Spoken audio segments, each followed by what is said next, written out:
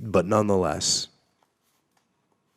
despite the heroic efforts of the Grand Marshal, the famine continued. And here we go to another person in the book whose name is Dr. Kim, a woman doctor in North Korea. In the pediatric ward, Dr. Kim noticed that her patients were exhibiting peculiar symptoms. The children she treated, born in the late 1980s and early 1990s, were surprisingly smaller, even smaller than she'd been as the tiniest kid in her elementary school class. Now their upper arms were so skinny she could encircle them with her thumb and forefingers. Their muscle tone was weak.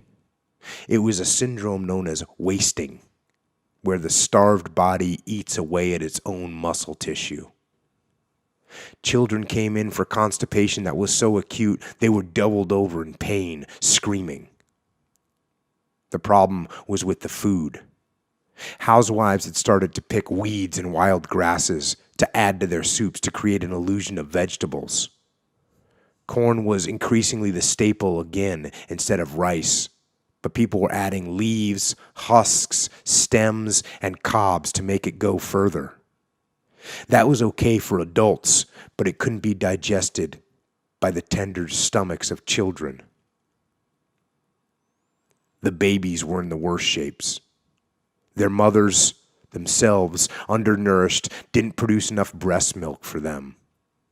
Baby formula was non-existent, and milk was rare. In the past, mothers who couldn't produce enough breast milk would feed their babies a watered-down congee made from cooked rice. But now, most of them couldn't afford rice either.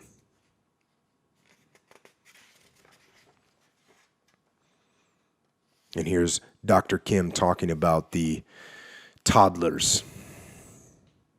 They would look at me with accusing eyes. Even 4-year-olds knew they were dying and that I wasn't doing anything to help them.